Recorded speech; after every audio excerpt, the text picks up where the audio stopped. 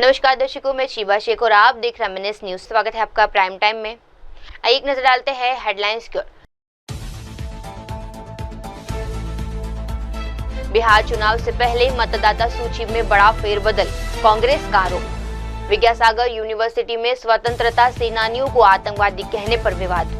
वडोदरा में पुल गिरा, 18 की मौत, रेस्क्यू जारी। आइए देखते हैं खबर विस्तार से। बिहार चुनाव से पहले मतदाता सूची में बड़ा फेरबदल। विजयवाड़ा में कांग्रेस नेता वी गुरुधाम ने एक बड़ा दावा करते हुए कहा कि बिहार में इस साल अक्टूबर या नवंबर में राज्य चुनाव संभावित है। उनका कहना है कि राज्य की मतदाता सूची में 8 करोड़ से अधिक नाम दर्ज है, जो इस देश की सबसे बड़ी मतदाता सूचियों में शामिल करता है। यहाँ तक कि उत्तर प्रदेश से भी बड़ा है। उन्होंने आरोप लगाया कि अब जब महागठबंधन भाजपा के नेतृत्व वाली सरकार के खिलाफ मोर्चा बनाने को तैयार है, तो जवाबी राजनीति के तौर पर भाजपा और नीतीश कुमार की सरकार ने नया कदम उठाया है।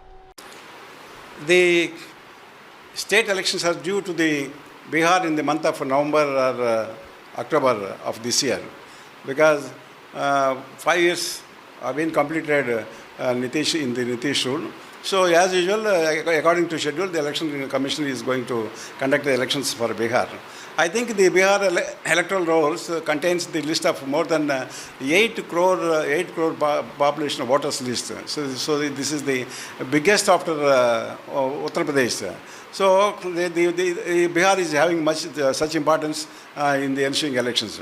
Now the point is Mahagठबंधन is formed and they are going to fight against the Nitish and BJP regime. So to avoid this, as a counterblast to this, they have started the project, just like Sindhur against Pakistan. They have started the program of SAR, Special Intensive Revision. What does it mean, Special Intensive Revision? So as usual, the Bihar voters and Bihar people are there all over the India. They are working in somewhere in Bombay, Calcutta, Madras, and other places as a manual workers. So they are having names in the voter list, but they are not having the ID card in the Bihar. So taking advantage of this non-production of the ID card, they want to remove the voters in these elections, so that the local leaders, local influential people, and local political parties may gain more and more. That's the object of the endeavor of the BJP government and the Nitish Kumar government for the ensuing elections. They want to bag more seats and votes in the ensuing elections by the BJP and Nitish Kumar. So this is already guessed by the Congress party, and Rahul Gandhi made a counter attack against this special intensive revision process of the Bihar government. And he has already mentioned that in Haryana as well as the Maharashtra, the BJP came into power by virtue of misusing the electoral roll. So now this time also in Bihar also they are going to use the same method and process. So as stated by the Rahul Gandhi, the Bihar government has started this special intensive revision.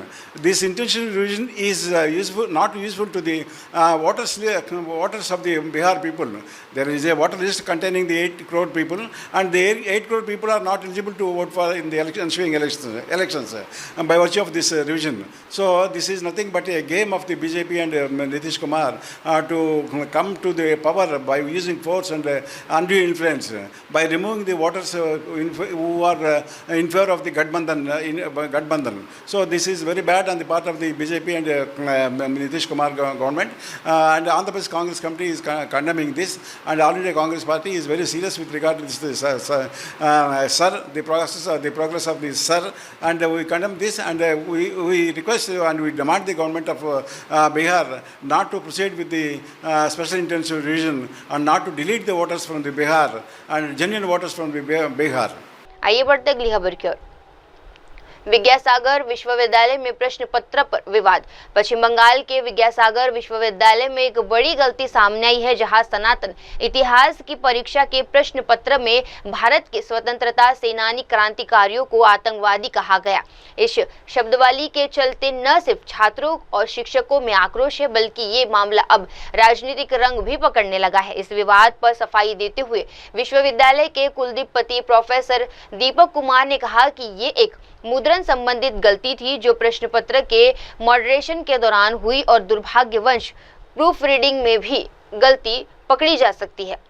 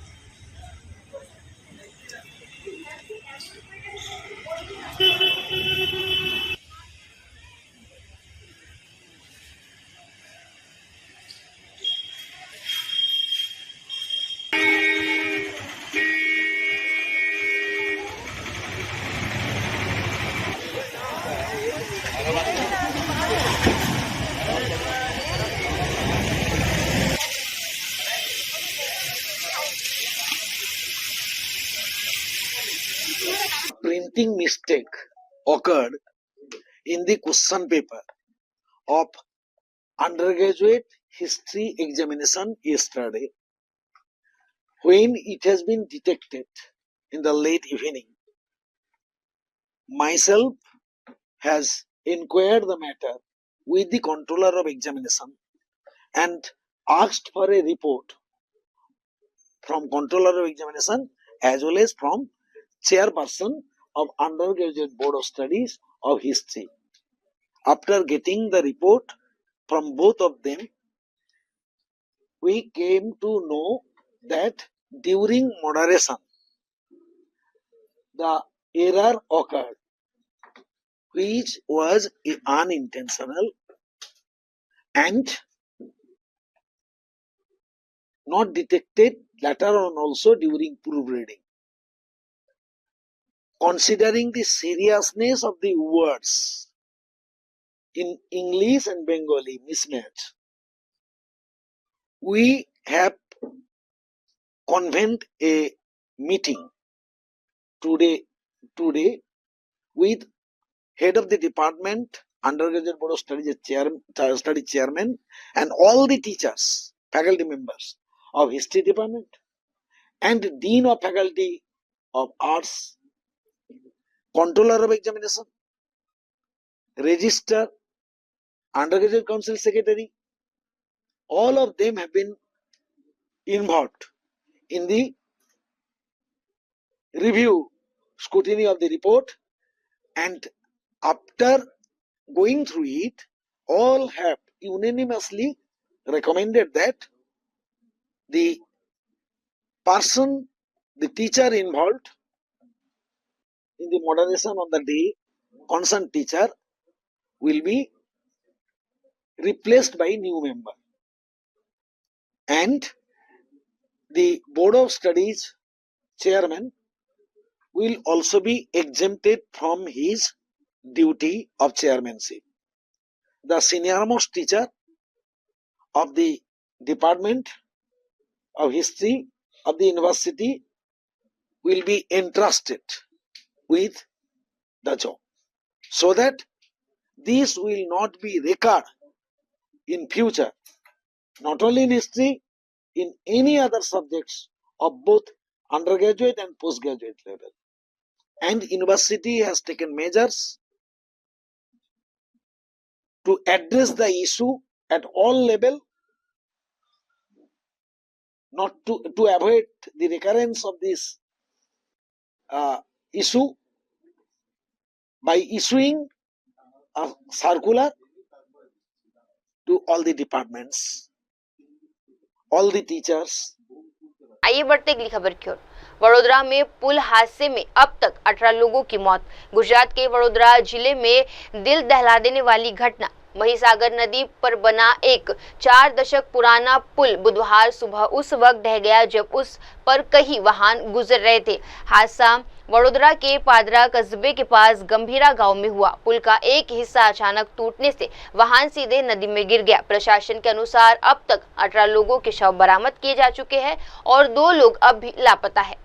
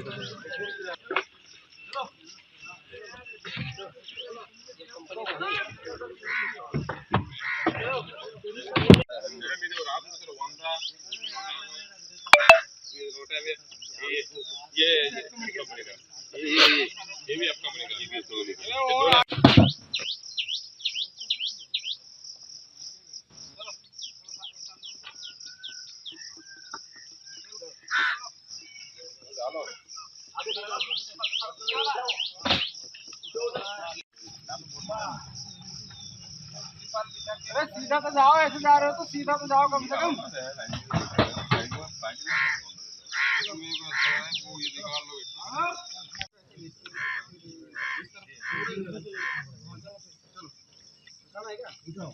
उठाओ उठाओ ना, ऐसे नीचे से down में जितना होता है उतना तक ले लो, उतना बैलेंस नहीं बनेगा।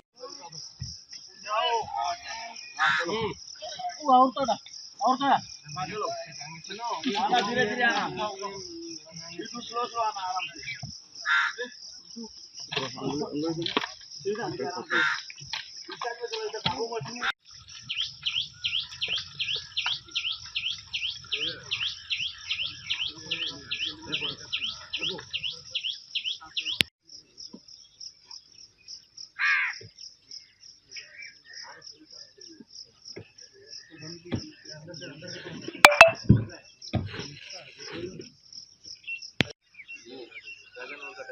लेकिन मुझे इसका और इसका सेम जो रहेगा वही लगेगा, लग रहा है छोटा बड़ा दूसरे में देख। हाँ पॉकेट में देख लेना।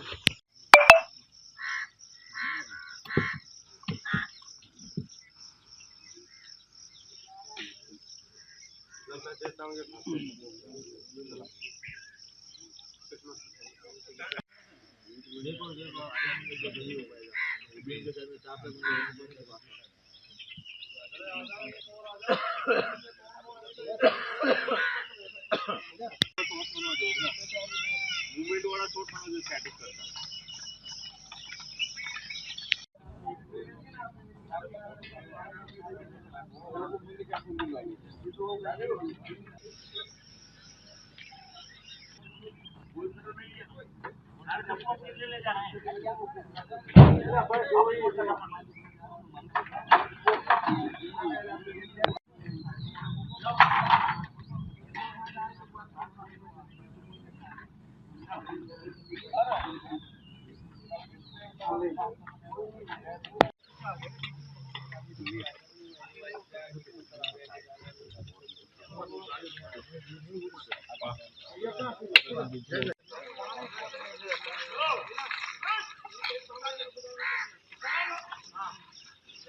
कंपनी वाली इधर आ जाओ।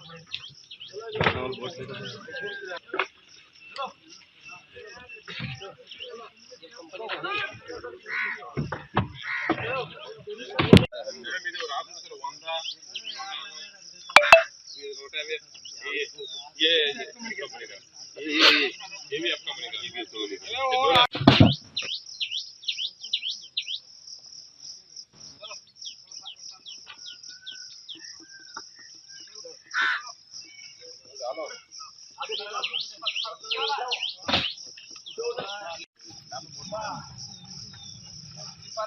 अरे सीधा तो जाओ, ऐसे जा रहे हो तो सीधा तो जाओ कम से कम।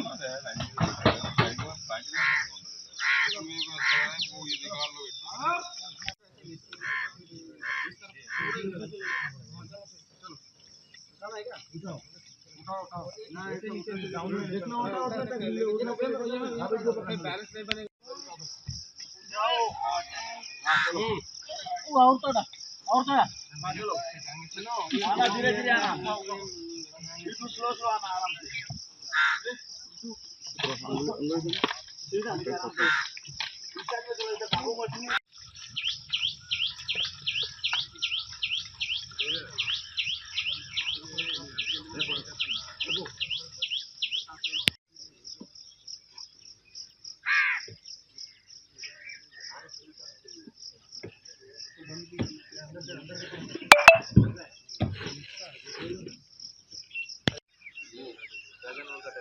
लेकिन मुझे इसका और इसका सेम जो रहेगा वही लगेगा, लग रहा है ये छोटा बड़ा हो जाएगा।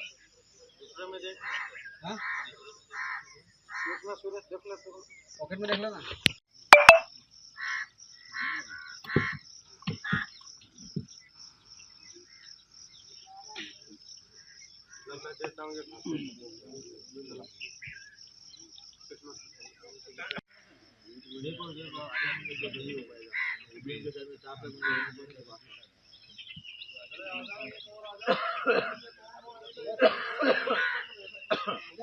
आइए बढ़ते अगली खबर की ओर। पप्पू यादव बोले, जनता देगी साजिशों का जवाब। बिहार में विधानसभा चुनाव से पहले मतदाता सूची को लेकर सियासत तेज हो गई है। सुप्रीम कोर्ट द्वारा चुनाव आयोग को निर्देश दिया गया है कि वे मतदाता सूची संबोधन के दौरान आधार कार्ड, राशन कार्ड और वोटर आईडी जैसे दस्तावेजों पर विचार करें। इस निर्देश के बाद अब बयानबाजी भी तेज हो गई है। निर्दलीय सांसद राजेश रंजन उर्फ पप्पू यादव ने इस मुद्दे पर चुनाव आयोग की निष्पक्षता पर सवाल उठाते हुए बड़ा बयान दिया है। बड़ा आरोप, उसके साथ पे बहुत बड़ा धब्बा लगा, क्या कहेंगे? यह चुनाव आयोग तो भटियारा आयोग, चपरासी है वो, बीजेपी आरएसएस आरोप। चुनाव आयोग तो बिल्कुल, आपको TN सेशन है क्या? हाँ? कोई राव साहब आप बचे हैं क्या? अब तो घर की चपरासी है। सुप्रीम कोर्ट ने आज क्या कहा? जो हम बंद का कॉल किए, इतनी बड़ी लड़ाई हम लड़ रहे हैं। आप भाई 2.25 करोड़ लोग हमारे बिहार के बाहर हैं, आप उसकी ज़िंदगी हराम कर रहे हो। 6 महीना पहले आपने वोटर लिस्ट तैयार किया। आज़ादी के बाद आप इसी वोटर रोल पर आप नरेंद्र मोदी जी, आप भी PM बने, अटल जी भी बने। आप 11 साल से आपको पता नहीं है। अरुण जेटली का आप लॉ मिनिस्टर होते हुए वो बयान याद कीजिए कि किस परिस्थितियों में इलेक्ट्रल लॉ में नाम जुड़ेंगे और हटेंगे। आपको इतना भी ज्ञान नहीं है। और आपने आधार कार्ड, जो आपका ड्रीम प्रोजेक्ट है, मनमोहन सिंह जी ने इसको लाया और सारे राशन कार्ड से लेकर के जो हमारा वोटर कार्ड है सब जुड़ा हुआ है, फिर आप मानने को तैयार नहीं है। और अब आप कह रहे हैं 14% ही मात्र मैट्रिक किया हुआ है। EBC का कोई भी जात, दलित, ST SC का कोई भी कास्ट, 2 करोड़ जो बाहर हैं उसमें सभी जातियाँ। और जो यहाँ पर मैट्रिक नहीं किया तो कहार है, कुमार है, ततमा है, नुनिया है, चंबंसी है, निषाद है, मला है, केवरत है, गंगोत्री है, गोरी है, शर्मा है, बढ़ई है, पंडित है, कुमार है, कमार है, चमार है, पासवान है। ये सभी जाति को देखिए। 2 कुछ प्रतिशत भी मैट्रिक नहीं किया, 0.9% भी मैट्रिक इसकी बेटी नहीं की है। और आप मैट्रिक की सर्टिफिकेट मांग रहे हैं। आप कह रहे हैं जाति पर जन्म प्रमाण पत्र दो। तुम कौन? हमारा बाप दादा जन्मा यहीं, मेरा बेटा जन्मा, दादा जन्मा, हमसे तुम नागरिकता मांग रहे हो। कौन मेरे बाप दादा के पास जन्म प्रमाण पत्र है जो तुम मांग रहे हो? रयासी मांग रहे हो। 73% बाढ़ में हम फूस और भीत वाले लोग हैं, बाढ़ में ख़त्म हो जाते हैं। मेरे पास कोई कागज़ नहीं है। तो फिर तुम ये जो हमारा बैंक का कार्ड है, आधार का कार्ड है, राशन कार्ड है, तुम इसको मानने को तैयार क्यों नहीं हो? वोटर कार्ड है, क्या चाहते हो? दलित, ST SC EBC वोट नहीं डाले। आइए बढ़ते अगली खबर की ओर। भाजपा को हटाने के लिए जरूरी है विपक्ष की एकजुटता, बोले अमीनुल इस्लाम। असम की राजनीतिक में हलचल तेज हो गई है। AIUDF के विधायक अनीमुल इस्लाम ने गुरुवार को मीडिया से बातचीत में बड़ा ऐलान किया है। उन्होंने कहा कि उनकी party all India United democratic front आगामी विधानसभा चुनाव में 35 सीटों पर अकेले चुनाव लड़ेगी। पार्टी के सीख मौलाना बढ़न नाज़िम से भी मुलाकात की, इसमें ऊपर भी बातचीत किया है, तो कैसे क्या है? देखिए, हमारा जो party all India United democratic front है, इस पार्टी की तरफ से हम लोग पूरा कोशिश कर रहे हैं। उस दिन हमारा पार्टी का प्रेसिडेंट सदर मुंबई में बुलाया था हम लोग सब एमएलए को, कुछ पार्टी लीडर्स को। हम लोग एक प्लानिंग बना रहा है कि 26 में हम लोग 26 में हम लोग कैसे फाइट करेंगे, और एक डिसीजन हो गया कि 35 सीट 1-2 प्लस माइनस हो सकता है, लेकिन इसमें हम लोग खेलेंगे। सारा स्टेट हम लोग नहीं खेलेंगे। हम लोग नहीं चाहते कि सेकुलर वोट को डिवीजन हो और बीजेपी को फ़ायदा मिले, और हम लोग अकेला लड़ने के लिए कोशिश कर दिया। और हम लोग ग्रास रूट लेवल में वार्ड कमेटी, जीपी कमेटी जो है, ये सब का काम चल रहा है। हम लोग पहले पार्लियामेंट इलेक्शन में जितना हम लोग को ख़राब हुआ था, पंचायत इलेक्शन में उसमें 33% वोट हम लोग को इम्प्रूव हुआ। तो हम लोग सोच रहे हैं कि पहले से भी इम्प्रूव हुआ, तो अल्टीमेटली हम लोग सोच रहे हैं कि इस बार हम लोग को असेंबली में अच्छा रिजल्ट मिलेगा, अच्छा नतीजा आएंगे। और हम लोग अकेला लड़ने के लिए एक फार्मूला बनाया। पार्टी का इंटरनल काम बहुत काम चल रहा है, वो लोग हम लोग नहीं बताएंगे, बाद में देखेंगे।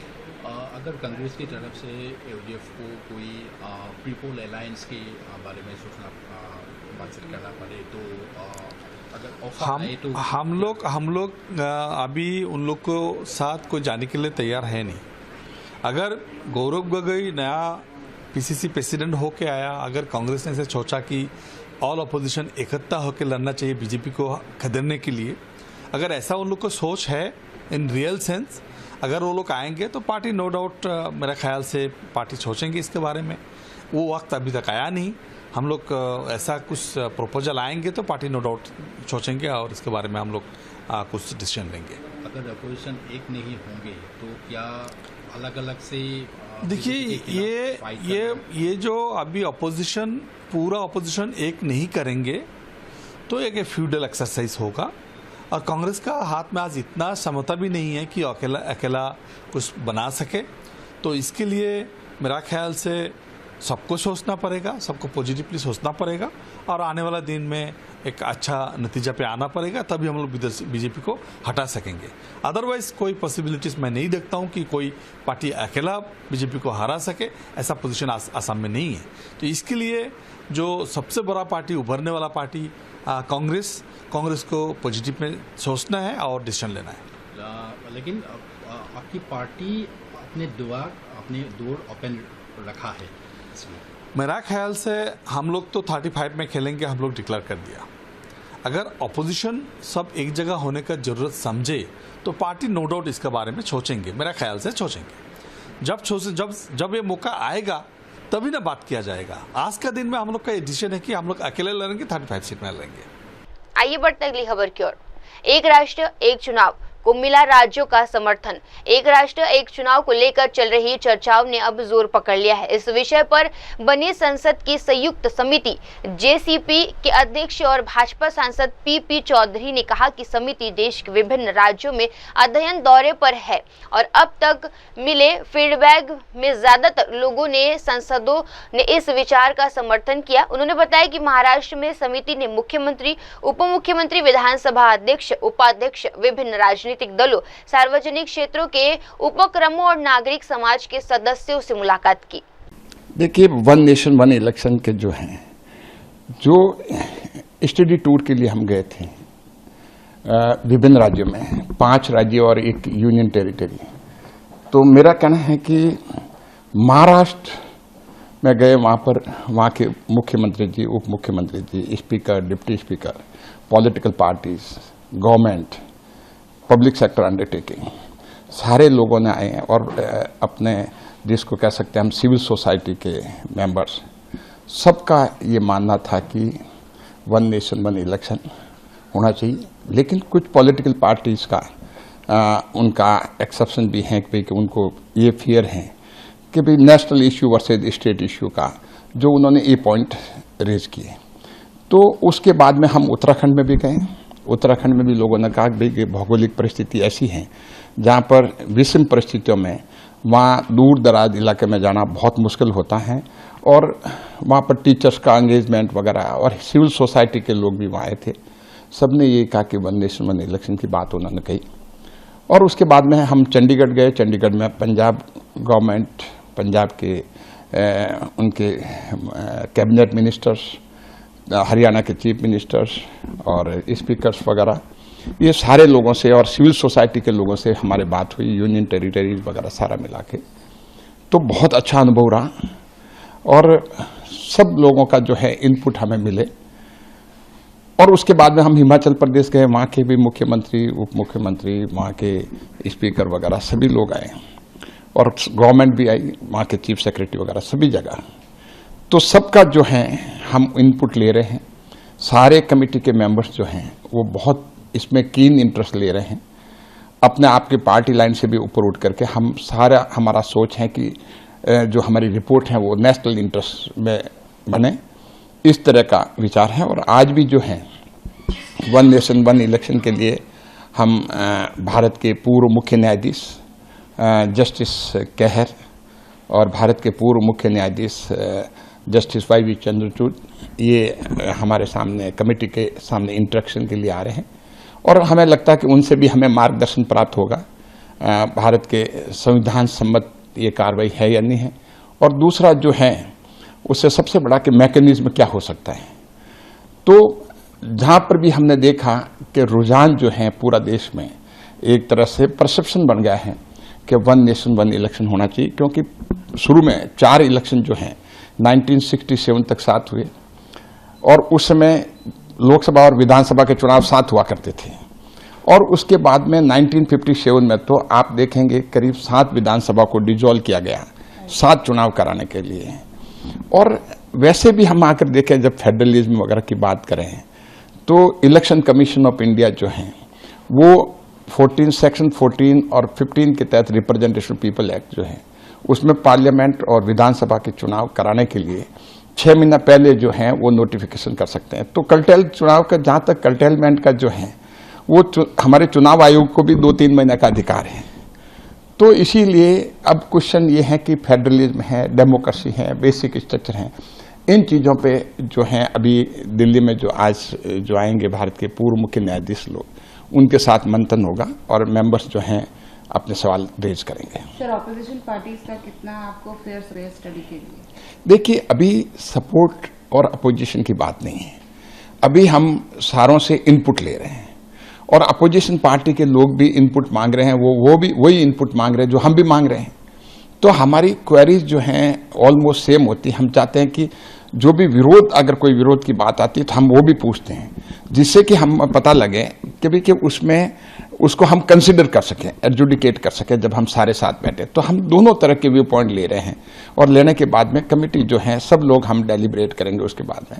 तो अभी अपोजिशन वगैरह की बात, कोई ऐसा सवाल ही नहीं उठा, अभी तो कोई स्टेज ही नहीं आई कि जो कि जब कमेटी की रिपोर्ट तैयार होगी, अडॉप्ट होगी, तब बात आएगी कि भाई। आइए बढ़ते अगली खबर की ओर। अल्ताफ ठाकुर बोले वे शहीद नहीं दंगाई थे। जम्मू कश्मीर में 13 जुलाई को कश्मीर शहीद दिवस पर अवकाश घोषित करने की मांग को लेकर एक बार फिर सियासत जंग तेज हो गई है, जहां नेशनल कॉन्फ्रेंस और अन्य क्षेत्रीय दल ने इस दिन को शहीदों की याद में अवकाश घोषित करने की मांग करते हैं। वहीं भाजपा ने इसका विरोध किया है। उस दिन कश्मीरी पंडितों को लूटा गया और मार डाला गया, इसलिए भाजपा इस दिन को काला दिवस मनाती है। देखिए, 13 जुलाई को छुट्टी का मनसूख होना बहुत ही अच्छा कदम है। अगर हम 13 जुलाई के जो उस दिन लोग मारे गए, अगर वो शहीद होते तो जो कश्मीरी पंडित है वो उसको काले दिन के तौर पे मना रहे हैं। जैसे कश्मीरी में पंडित को भट्ट कहते हैं, भट्ट लूट दिवस, मतलब उस दिन कश्मीरी पंडितों की लूट मार और उनकी हत्या की गई थी, इसलिए उस दिन को ब्लैक डे के तरह मना रहे हैं। इसलिए भारतीय जनता पार्टी उनको शहीद नहीं मानती है। वो दंगाई थे, फसादी थे, जिन्होंने अपने साथियों जो जेलों में थे या जिनकी ट्रायल चल रही थी उनको छुड़ाने के लिए उन्होंने उस वक्त ये वायलेशन की है। और उसमें सबसे बड़ा आप एक कैरेक्टर जो देखेंगे वो कादिर नाम का एक कैरेक्टर था जो पाकिस्तान से आया था और उसको इसीलिए लाया था क्योंकि वो फसाद बर्पा करने में बड़ा एक्सपर्ट माना जाता था। ये सारा जो कराया था वो उसी कादिर ने भारतीय जनता पार्टी इनको शहीद नहीं मानती। हो सकता है नेशनल कॉन्फ्रेंस या और भी जो रीजनल पार्टीज अब इसमें शामिल होगी उनको मानती, लेकिन जहां तक भारतीय जनता पार्टी का ताल्लुक है, भारतीय जनता पार्टी इनको शहीद नहीं मानती। अभी इशू बन रहा है, कह रहे हैं कि फिर से इसको स्टेट हॉलिडे या फंक्शन कर देखिए, अगर करा सकते हैं तो कर लीजिए ना। अगर नेशनल कॉन्फ्रेंस में उतनी ताकत है, अगर उनमें इतना दम है, करे ना अनाउंसमेंट इसको छुट्टी की, या जितनी भी पॉलिटिकल पार्टी इसको कहती है तो करे ना छुट्टी। लेकिन भारतीय जनता पार्टी ने 2019 के बाद इस दिन को, जिस दिन कश्मीर में पंडितों का कत्ल हुआ, लूटमार हुई, वैचारनाग आप देखिए और दूसरी जो प्लेसेस है जहां पंडितों को खुलेआम मार दिया गया है, हम उसको शहीदी दिवस के तौर पे नहीं मानते हैं और न हम उनको शहीद मानते हैं। अगर इनमें इतना ताकत है, इतना दम है तो छुट्टी कर दीजिए ना, कौन रोकता है। लेकिन ऐसा नहीं करते हैं, खाली पॉलिटिक्स करते हैं इस इशू पे, जो उन्होंने 1934 से की है, 1947 से जो पॉलिटिक्स की, आज भी वही पॉलिटिक्स करते हैं। बेसिकली कश्मीर की जो अच्छी हिस्ट्री, जो सच्ची हिस्ट्री है, उस हिस्ट्री को इन लोगों से छुपा के गलत प्रोपेगेंडा यहाँ पेश कर। अब वो कह रहे हैं कि अगर उनको परमिशन नहीं देगी तो वो जाएंगे वहाँ किसी भी। देखिए, वो लॉ एंड ऑर्डर एलजी साहब देखते हैं, पुलिस डिपार्टमेंट देखती है, ये उनकी काम है, उनको परमिशन दे न दे। लेकिन भारतीय जनता पार्टी अगर गवर्नमेंट लेवल पे इन्होंने मनाने की कोशिश की, उसको पूरी शिद्दत और पूरी ताकत के साथ इसकी मुखालफत करेगी। आइए बढ़ते अगली खबर की ओर। प्रमोद तिवारी बोले, ये हमारी शुरुआती जीत है। बिहार में मतदाता सूची के विशेष गहन पुनर्निरीक्षण को लेकर सुप्रीम कोर्ट के हालिया निर्देशों पर कांग्रेस ने संशोधन जताया। लखनऊ में कांग्रेस के वरिष्ठ नेता प्रमोद तिवारी ने मीडिया से बातचीत करते हुए कहा कि ये हमारी शुरुआती जीत है। प्रमोद तिवारी ने कहा कि कांग्रेस की ये मांग रही है कि मतदाता सूची को अपडेट करने के दौरान केवल एक दस्तावेज पर निर्भर न रहकर आधार कार्ड, राशन कार्ड और अन्य वैध पहचान पत्रों पर भी विचार किया जाए। देखिए, 75 साल तो पूरे होने वाले हैं माननीय प्रधानमंत्री श्री नरेंद्र मोदी के, तो उन्हें भी सेवानिवृत्त होना चाहिए, क्योंकि तो आरएसएस के कार्यकर्ता कहते हैं अपने को, और आरएसएस कार्यकर्ता के सर्वोच्च नेतृत्व से ये संदेश आया है कि भाई जब 75 हो जाओ तो जरा बाजू हट जाओ, बगल हट जाओ। यही करके तो आदरणीय अडवाणी जी, आदरणीय मुरली मनोहर जोशी और तमाम हमारे नेता, उनको किनारे किया गया।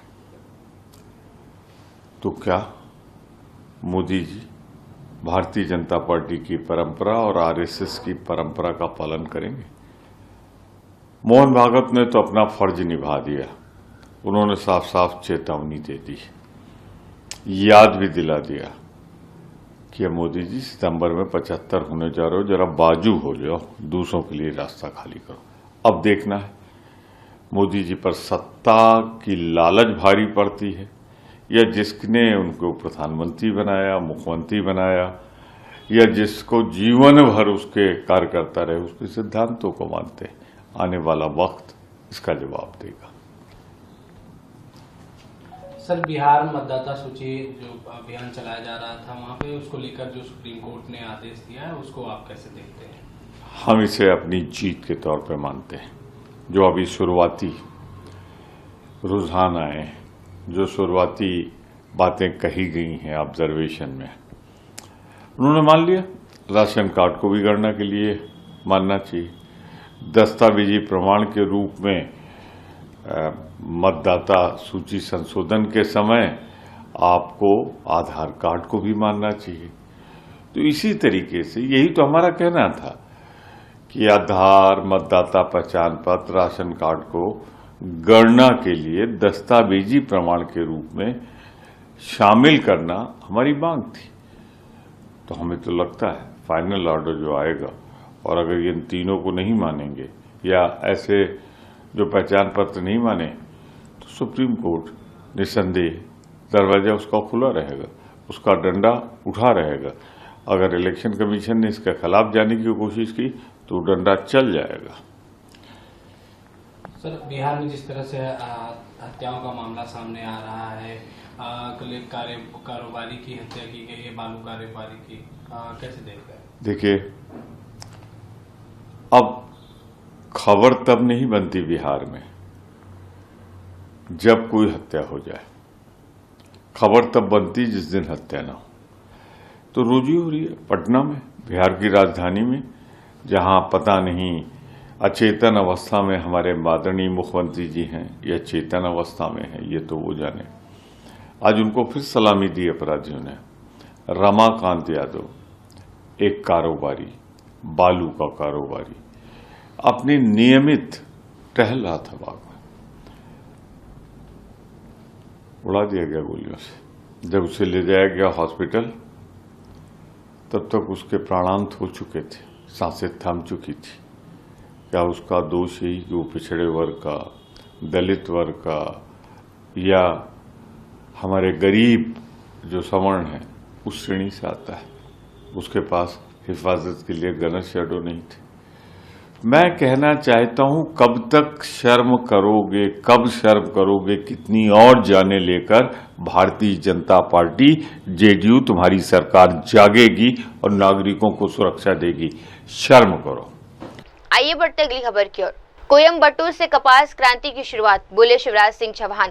तमिलनाडु के कोयम्बटूर में आज कपास उद्योग से जुड़े लोगों का एक बड़ा राष्ट्रीय सम्मेलन आयोजित हुआ, जिसमें केंद्रीय कृषि मंत्री शिवराज सिंह चौहान ने भाग लिया। इस अवसर पर उन्होंने कहा कि कोयम्बटूर से हमें कपास क्रांति की शुरुआत करेंगे। उन्होंने कहा कि इस मंच पर कपास की खेती से जुड़ी समस्याएं, उत्पादन लागत, उत्पादकता बढ़ाने की रणनीतियां और तकनीकी नवाचारों पर विस्तार से चर्चा होगी। आज कोयम्बटूर में कॉटन से जुड़े हुए सभी लोग आए हैं। यहाँ हमारे सभी राज्यों से जो कॉटन उत्पादक हैं, कॉटन उत्पादक राज्यों के किसान यहाँ पर हैं। देश के टॉप के साइंटिस्ट, वैज्ञानिक यहाँ हैं। आईसीआर के डीजी से लेके जिम्मेदार सारे पदाधिकारी यहाँ हैं। तो यहाँ फार्मर्स है, यहाँ वैज्ञानिक हैं, कॉटन इंडस्ट्री से जुड़े हुए लोग हैं।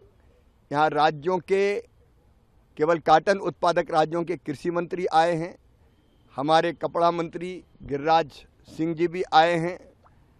केवीके के लोग हैं, एग्रीकल्चर यूनिवर्सिटी के लोग हैं। और हम सब मिलके एक नई कॉटन क्रांति की कोयम्बटूर से शुरुआत करेंगे। आज दिन भर डिस्कशन होगा कॉटन के उत्पादन में आने वाली समस्याओं पर। कॉटन की, कपास की प्रोडक्टिविटी कैसे बढ़े, उत्पादकता कैसे बढ़े, उत्पादकता बढ़ाने के साथ साथ लागत में कमी कैसे आए। कॉटन में कई तरह की बीमारियां लगती है, पिंक बॉल वर्म जैसी, गुलाबी सुंडी जैसी, उनका मुकाबला कैसे करें। कॉटन के उन्नत बीज कैसे और आए जिनमें लॉन्ग स्टेपल वाला कॉटन हो। इंडस्ट्री की ज़रूरत जैसी वैसा कॉटन हमारे किसान पैदा करें और किसानों का प्रॉफिट बढ़े। तो इसमें हम आधुनिक टेक्नोलॉजी हो या आईसीआर के वैज्ञानिक शोध करेंगे, रिसर्च करेंगे आज इन सब समस्याओं को सुनकर। और कई तरह के प्रयोग चल ही रहे हैं जिसमें हम कॉटन में लगने वाली बीमारियां, जो बैक्टीरिया, वायरस रहते हैं, उनको ट्रैप करने के लिए और मारने के लिए एआई का भी इस्तेमाल कर रहे हैं। एआई स्मार्ट ट्रैप है ये जो सामने आप देख रहे हैं। इसमें तुरंत पता चल जाता है कि कितने कीड़े, कितने बैक्टीरिया, वायरस खेत में हैं और विदिन 6 आवर 6 घंटे के अंदर पेस्टिसाइड का उपयोग करके उनको मारा जा सकता है। तो आधुनिक टेक्नोलॉजी क्या क्या हो सकती है, मैकेनाइजेशन कैसे करें ताकि पिक करने में जो ज़्यादा मजदूरी लगती है उसमें कमी आए। तो आज कॉटन पर महामंथन होगा कोयम्बटूर में और हम कॉटन की खेती को फ़ायदे का धंधा किसान के लिए बनाने के लिए और कॉटन इंडस्ट्री की ज़रूरत पूरी करने के लिए आज दिन भर बैठेंगे और एक रोड मैप बनाएंगे जिससे किसान भी खुशहाल हो, गुणवत्ता कॉटन की बढ़े इंडस्ट्री की ज़रूरत पूरी हो, क्योंकि काटन से कपड़ा बनता है जो हमारे देश की ज़रूरत है। बाहर से काटन इंपोर्ट ना करना पड़े, बल्कि हम इतना कपास उत्पादित करें ऐसी क्वालिटी का जिसको हम एक्सपोर्ट करें। तो आज उसी पर हम चिंतन करने वाले हैं। आइए बढ़ते हैं अगली खबर की ओर। बागबानी में तकनीकी नवाचार से आया बदलाव। जम्मू कश्मीर के राजौरी जिले में अब बागबानी क्षेत्र में नई क्रांति देखने को मिल रही है। यहाँ के किसान अब उच्च धंतव्य वाली सेब की खेती को अपना रहे हैं, जिससे उनका आय में आश्चर्यजनक वृद्धि हुई है। नर्सरी प्रभारी अब्दुल राजाक ने बताया कि उनकी यूनिट में ग्राफिटी तकनीक के जरिए सेब, खुबानी, अखरोट जैसी कई फसलें उगाई जा रही है। उन्होंने कहा, हमारे यहाँ कहीं ऑर्किड है। हाई ट्रेंडिंग ग्रीन हाउस से खेती और पौधों की गुणवत्ता में बड़ा सुधार आया है।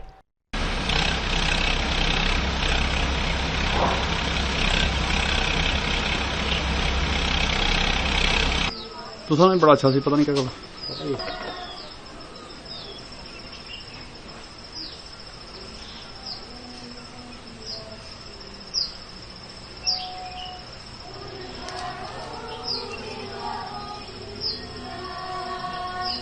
सर आप कैलकुलेटर स्क्रिप्ट तो प्लीज भेजिए तो मेल कर कल प्लीज।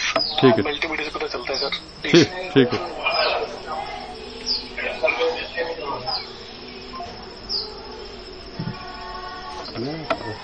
अच्छा फॉरेस्ट कुछ ड्यूटी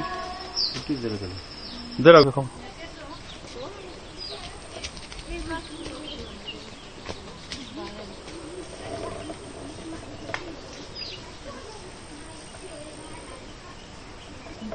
अच्छा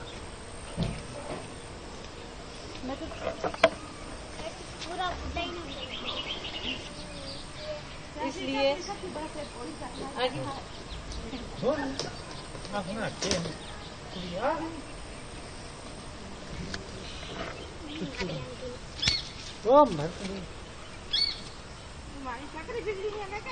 इतना शक्ल नहीं तक इतना और चीज वो बच्चा माइक लेना वो उधर पड़ा रखो। माइक से नहीं बोलूंगी। तू ही बोल मंगले लेने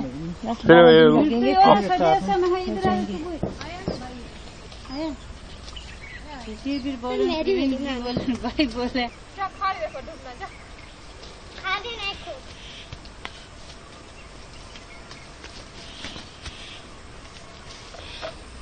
तकरीबन एक पेटी कितने पेटी हिसाब से नहीं किलो हिसाब में और फिर आगे पेटी किसरा किलो जाना 80 रुपये 80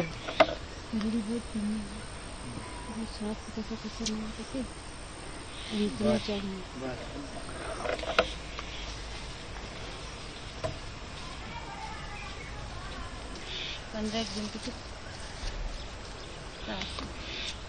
तो सेब जरा जी श्रीनगर में सेब ए नंबर 1 इस रन सेब है ही नहीं सेब मार्केट अगे इन्होंने जिम्मेदारी भी अगे सुनवाना उत्थे भी लवाओ ना उत्थे लवासा उन्होंने 1.5 कनाल भी चढ़े पे खाना पीना सब इसी से निकालते। पहले मक्खी वगैरह होती थी तो उसका इतना फायदा नहीं था। उसका फायदा नहीं था, गिर जाती थी कभी कुछ। अभी बहुत ज्यादा बाग लगे हैं इधर और भी लगेंगे।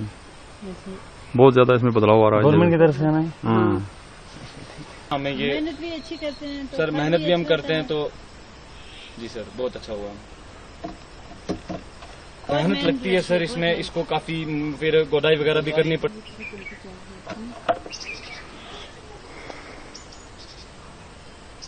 सर पहले मेरे एक अलग फोटो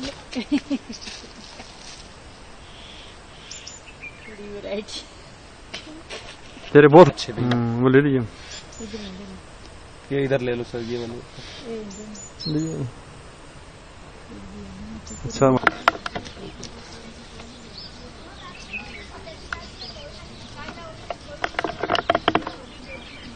सर मेरे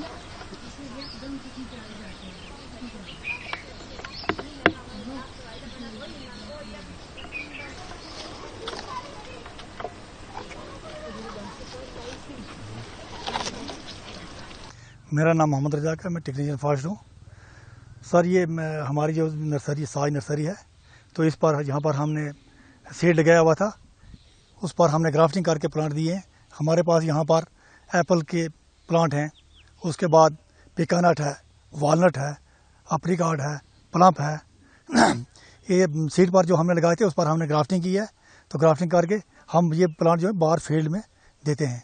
इनसे लोगों को काफ़ी फ़ायदा होता है। और यहाँ पर पूरे हमारे डिस्ट्रिक्ट जो है रजौरी में काफ़ी प्लांट जो है बाग लगे हुए हैं। और हमारे थाना मंडी में बहुत से ऑर्चिड लगे हुए हैं, एप्पल के ऑर्चिड हैं, हमारे पास वालनट है। तो इधर हम जो प्लांट तैयार करते हैं पिकनट वगैरह, तो हमारे पास ये हाईटेक हैं 5 ग्रीन हाउस हैं, इनमें ये हम प्लांट तैयार करते हैं। और हर हाईटेक बने इनका कितना फायदा हो रहा है? हाईटेक का बहुत फ़ायदा हो रहा है इसमें, क्योंकि हम प्लांट जल्दी तैयार होता है, तो इससे हम बहुत ज़्यादा प्लांट तैयार करते हैं। तो आज कितना बदलाव आ रहा है जो सेब के बाग लगे हैं थाना मंडी नाले पूरे में सर? हाँ, लोगों ने जो है काफ़ी जो गरीब लोग थे उन्होंने फ़ायदा लिया। हाँ, काफ़ी यहाँ फ़ायदा हो रहा है लोगों को, क्योंकि हमने यहाँ प्लांट लगाए हुए हैं। तो अल्ट्रा इंडस्ट्री प्लांट भी यहाँ पर लगे हुए हैं जो 1 साल के बाद फ्रूट देता है। तो वालनट लगा हुआ है, वो भी 1 साल के बाद फ्रूट देता है। ऐसे अच्छे अच्छे बाग लगे हुए हैं इधर साज में, थन्ना मंडी में, धराल में, काफ़ी एरिया में लगे हुए हैं। सेब जो तैयार हो रहा है बिल्कुल हम सेब तैयार हो रहा है ये, क्योंकि ये कश्मीर से 1-2 महीना पहले तैयार हो जाता है सेब यहाँ का। तो कितना बदलाव आया है हार्टिकल्चर? यहाँ पर हार्टिकल्चर में काफ़ी बदलाव है। इसमें हमारे डायरेक्टर हार्टिकल्चर और हमारे chief horticulture, district horticulture officer और IDO का इसमें काफ़ी रोल रहा है। इस नर्सरी से प्लांट जो देते हो सर सेब के हर किस्म के ये क्या प्लांट देते हो? हाँ, इस नर्सरी से हम जो देते हैं, हमारे पास ये सेब के प्लांट हैं, वालनट है, उसके बाद पिकानट है, प्लम है, अप्रिकॉट है, पियर है। ये हम सब्सिडी पर देते हैं। जो प्लांट अब लगाते हैं फील्ड में, ऑर्चर्ड लगाते हैं, उनको देते हैं। अब बरसात का मौसम में कौन कौन से पेड़ लगेंगे अभी? इस वक्त हमारे पास जो पेड़ हैं ये तो इस वक्त लगेंगे नहीं। पिकानट एक है जो हमारे पास इस वक्त लग सकता है। तो ये जो हाईटेक नर्सरी बनाई है सर, यहाँ पर ये जो बनाए हैं शेड, तो इनका कितना बड़ा चेंजिंग आई है? इनसे हमें काफ़ी चेंजिंग आई है, क्योंकि थोड़े से एरिया में हम बहुत ज़्यादा प्लांट जो है तैयार कर सकते हैं इसमें। ये जो ऊपर सिस्टम लगाया सर, इसका कितना फायदा हो रहा है? जो ये बिजली लाइट की? हाँ, लाइट का हमें काफ़ी फ़ायदा किया है। इसमें हमने ड्रिपिंग पाइप भी लगी हुई है, इसमें हम पानी देते हैं, और इसमें हवा के लिए पंखे भी लगे हुए हैं।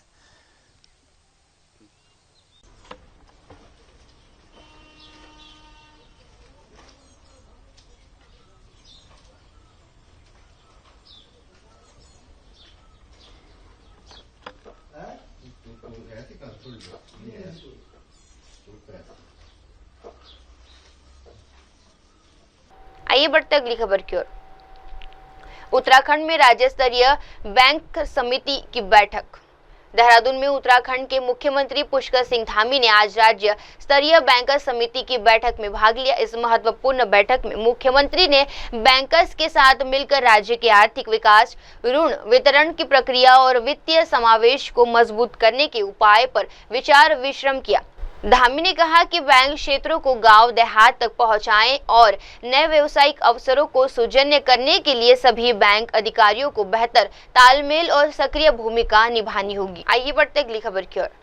सपने देखने से बढ़कर अपने रास्ते बनाने का मंत्र। मुंबई में आयोजित SMISSAP के 5वें वार्षिक सम्मेलन में अदानी समूह के अध्यक्ष गौतम अडानी ने उपस्थित सदस्यों को एक प्रेरक संदेश दिया। अडानी ने कहा, मुंबई में मैंने जो भी हीरा तराशा, उसने मुझे धैर्य, सटीकता और दृढ़ता सिखाई। उम्मीदता कभी भी केवल महान विचार से शुरू नहीं होती, बल्कि ये एक दृढ़ विश्राम की चिंगारी और अनिश्चित भविष्य में कभी कार्य करने की साहस से जन्म लेती है। With this same spine of self-belief that I made my first bold decision at the age of 16. I bought a second-class train ticket and left for Mumbai with no degree, no job, and no backup, except burning desire to define my own path. आखिर में किसी चीज को दिल से चाहो तो पूरी कायनात उसे तुमसे मिलाने की साजिश में लग जाती है। My dear friends, in Mumbai, I began learning to sort and polish diamonds. Each stone I polished taught me patience, precision, and perseverance. My first deal with a Japanese buyer on me rupees 10,000 in a commission. The money never mattered. The moment did. Because that was the moment when I realized that my beliefs would have to always outpace my doubts. And that is the truth about entrepreneurship. It never begins with a grand vision. It begins with a spark of conviction. It begins with the courage to act, even when the future is uncertain.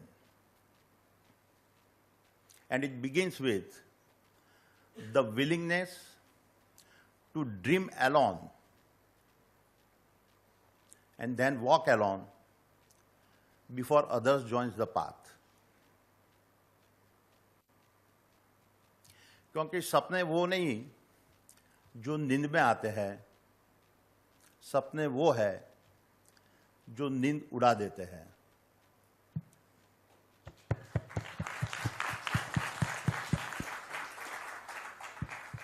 आइए बढ़ते अगली खबर की ओर। भारत के किसी भी विश्वविद्यालय का अब तक का सबसे बड़ा प्रतिनिधित्व भुवनेश्वर स्थित कलिंगा औद्योगिक प्रौद्योगिक संस्थान के IIT ड्रीम्स विश्वविद्यालय जर्मनी में आगामी विश्वविद्यालय खेलों 2025 में अपने 40 से अधिक छात्र एथलीटों का दल भेज रहे हैं। ये छात्र 7 विभिन्न खेल विद्यालयों के प्रतिस्पर्धा करेंगे। ये प्रतिनिधित्व भारत के किसी भी विश्वविद्यालय के लिए अब तक का सबसे बड़ा है और KIIT के संस्थापक डॉक्टर सामंत ने इस उपलब्धि पर गर्व जताया। City Games happens in many countries. This time it is happening in German. We are very much happy and proud that Odisha is also representing. Ours is KIT University, Kalinga Industrial Technology KIT University, also represent India through 40 athletes in this World University Games.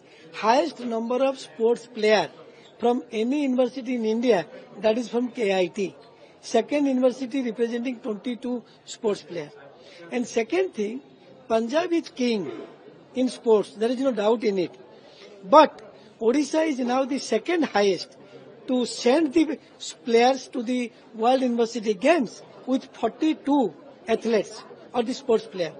So both Odisha is proud of, KIT is proud of, and we always express our thanks, gratitude to our Honorable Prime Minister Narendra Modi ji, who has been promoting sports and sports personnel like anything. That's why today sports has come to a reasonable position in the entire globe. We hope that our players will do good in the World University Games, and our student Miss Duti Chand has brought first gold medal to India from the World University Games when Duti Chand was the student of KIT universities. So today we are gathered here to convey the good wishes to all the players for their best performance and to bring the laurels for our country India.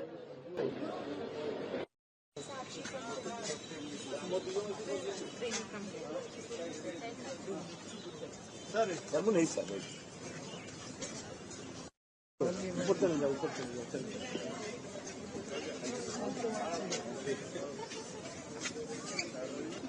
ऊपर ना आगे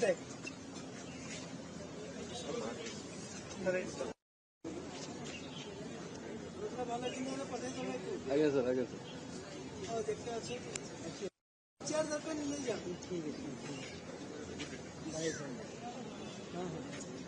आइए बढ़ते अगली खबर की ओर। मंडी में राहत कार्य जारी, रोपवे बना सहायता का जरिया। हिमाचल प्रदेश के माता बंगला मुखी रोपवे का सरकार के आदेशानुसार 12 पंचायतों के लोगों के लिए मुक्त कर दिया गया है। मैनेजर कुश वैद्य ने बताया कि डिप्टी सीएम मुकेश अग्निहोत्री ने बाढ़ के बाद क्षेत्र का दौरा करते हुए रोपवे सेवा का एक समाप्त के लिए निःशुल्क करने के निर्देश दिए थे। उन्होंने कहा कि अब तक लगभग 5000 लोग इस मुफ्त सेवा का लाभ उठा चुके हैं और 35 टन से अधिक राहत सामग्री भी रोपवे के माध्यम से प्रभावित इलाकों तक पहुंचाई गई है।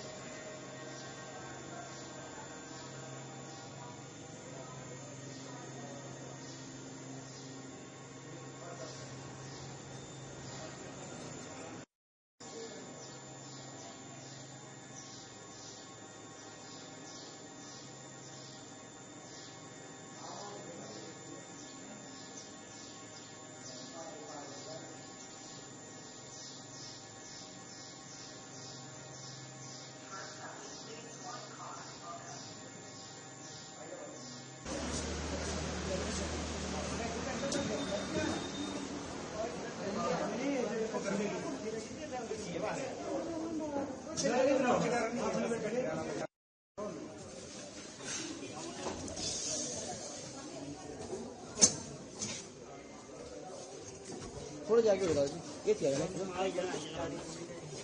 बैठो भाई, एक ही साइड बैठ जाओ, कुछ साइड बैठ जाओ, कोई power number door close.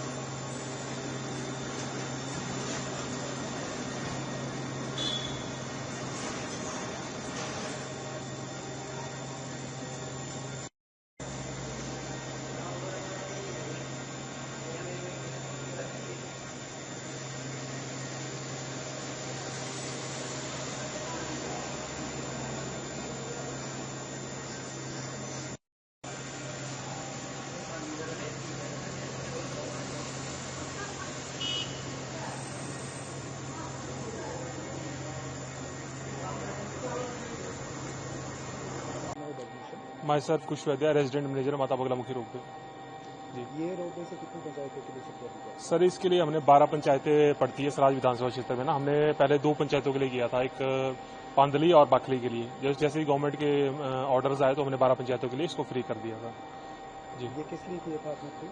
Sir ये डिप्टी सीएम मुकेश अग्निहोत्री जी यहाँ ने विजिट किया था, तो उन्होंने कहा था कि एक हफ्ते के लिए इसको फ्री कर दिया जाए लोगों की सुविधा के लिए।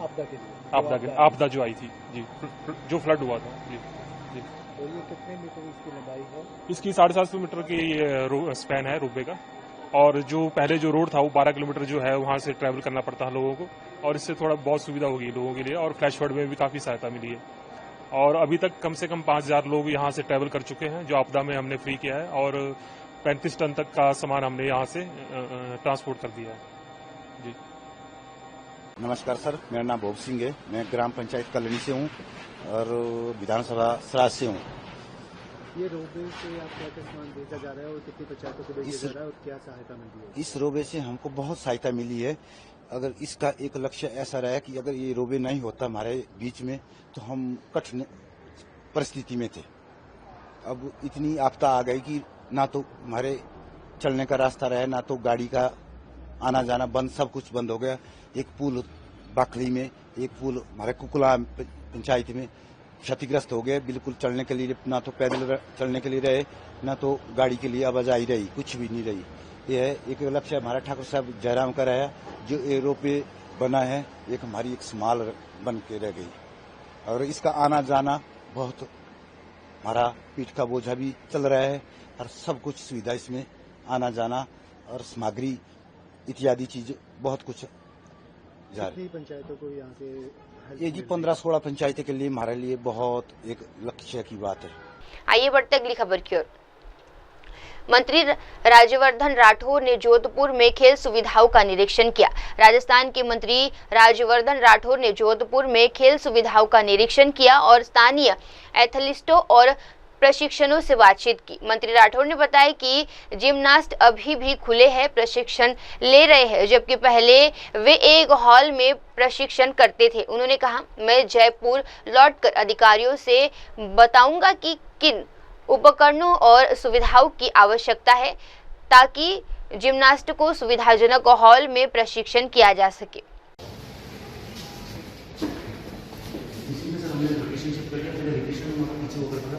बट जब से सीटें बड़ी है तो थोड़ा नाश्ता हो गया सबका? आज तक ठीक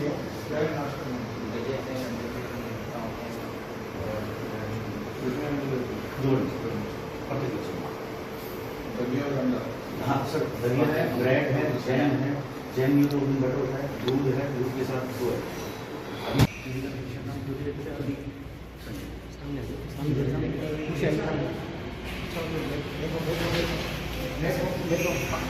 थोड़ा पीछे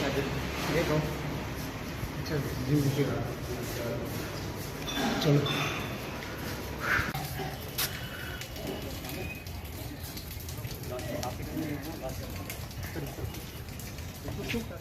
मैंने कहा था ना ट्रेन कर दो, तुमने बोला ना मैंने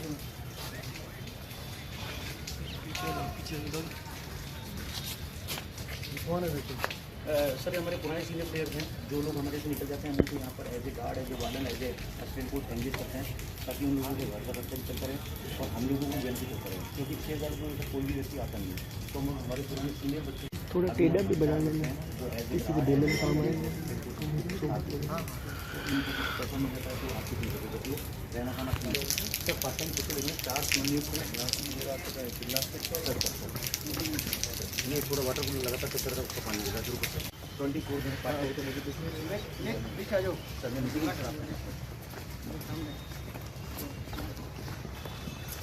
और 24 से पार्ट टाइम पीछे इंटरनेशनल हम लोग से और एनआईसी को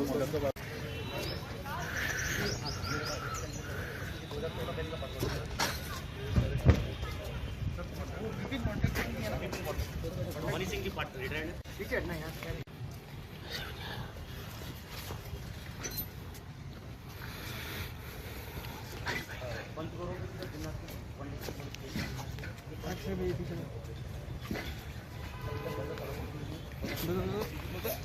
सॉरी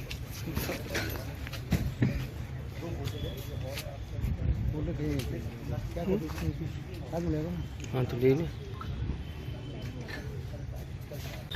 गाड़ी में मेरी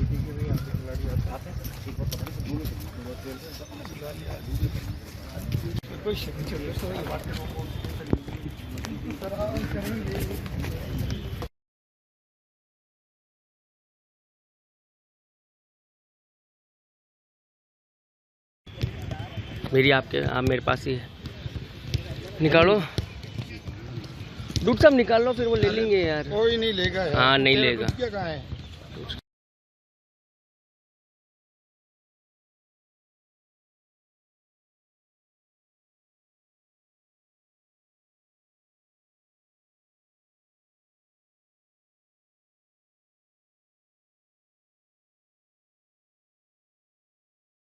कमियां नजर आई और क्या सुधार करने की आवश्यकता नजर आ रही है? जोधपुर में यहाँ पर आया था, इस एक कारण ये भी था कि यहाँ के अंदर, यहाँ जोधपुर में जो स्पोर्ट्स की सुविधाएं हैं उसका निरीक्षण करा जाए, यहाँ पे जो खिलाड़ी हैं उनसे बातचीत करी जाए, यहाँ के कोचेस से बात करी जाए, जिस तरह का इनकी इस फुटबॉल एकेडमी के अंदर रहने की जो व्यवस्था है उसको देखा मैंने। जो जिम्नास्ट यहाँ पर है उनकी इक्विपमेंट की जरूरत है। अभी जयपुर वापस जाकर मैंने अधिकारियों को बतलाया है कि कौन सा इक्विपमेंट है, उसके अंदर सुधार की जरूरत है और जल्द इनके लिए इक्विपमेंट की व्यवस्था करी जाए। दूसरा, जो जिम्नास्ट यहाँ ट्रेनिंग कर रहे हैं वो बाहर ओपन में ट्रेनिंग कर रहे हैं, पहले एक हॉल में ट्रेनिंग कर रहे थे, तो उनको जरूरत के हिसाब से शिफ्ट करेंगे, एक प्रॉपर हॉल के अंदर सुविधाओं के साथ, इक्विपमेंट के साथ वो ट्रेनिंग कर सके। फुटबॉल के अंदर कोचेस को अभी मैं बात करूंगा, किस तरह से किन सुविधाओं से यहाँ पर फुटबॉल का स्तर और बेहतर हो सकता है, इसको करवाएंगे। सर, इस स्टेडियम में बहुत सारा गंदा पानी भरा जाता है, अभी भी आप देख सकते हैं उस साइड में ऐसी जगह है जहाँ पे भरा रहता है, खिलाड़ी खेल नहीं पाते, तो उस स्थिति में इसको कैसे सुधार में लाया जाएगा? क्योंकि ये मुझे अभी पता चला कि जो पूरा बाहरी क्षेत्र है, स्टेडियम पुराना है, तो जो बाहरी क्षेत्र है वो ऊपर आ गया है और जितना ही पानी आता है वो जमीन के अंदर, वो यहाँ से ऊपर आ जाता है वापस। उसका किसी जो आर्किटेक्ट्स हैं, जो विशेषज्ञ हैं, उनसे बात करेंगे कि क्या हो सकता है। सर, लघु उद्योग भारती के साथ किस तरह की मीटिंग रही इंडस्ट्री को लेके, और किस तरह से जो लघु उद्योग भारती के साथ लगातार हमारी बैठकें होती रहती हैं। हमने स्टोन मार्ट जो 2026 में होने वाला है उसको ऑर्गेनाइज करने की जिम्मेदारी भी लघु उद्योग भारती को दी हुई है और निश्चित रूप से इस बार जो 2026 का स्टोन मार्ट होगा वो इंटरनेशनल स्टैंडर्ड का होगा। हमारे राजस्थान के अंदर जो पत्थर हैं वो वर्ल्ड फेमस हैं, मशहूर हैं पूरी दुनिया के अंदर। देश के अंदर ही बहुत बड़ी बड़ी बिल्डिंग्स जो बनी हुई है, शानदार बिल्डिंग्स बनी है, उसके अंदर राजस्थान का पत्थर इस्तेमाल हुआ है। राजस्थान का पत्थर दुनिया में मशहूर हो, यहाँ से बाहर एक्सपोर्ट करें, उसका एक आइडेंटिटी हो, अपनी पहचान हो, जियो टैगिंग हो, उसकी साथ साथ स्किल डेवलपमेंट ऐसा हो जो राजस्थान के जो इंडस्ट्रीज हैं उसके लाइक स्किल डेवलपमेंट हो, ताकि यहाँ के युवाओं को स्किलिंग भी हो और वहीं पर ही उनको व्यवसाय भी मिले। पॉलिशिंग है, मशीन की रिपेयर है, मशीन मेंटेनेंस हुआ, मशीन को ऑपरेशन हुआ, साथ में डिजिटल मार्केटिंग हुआ।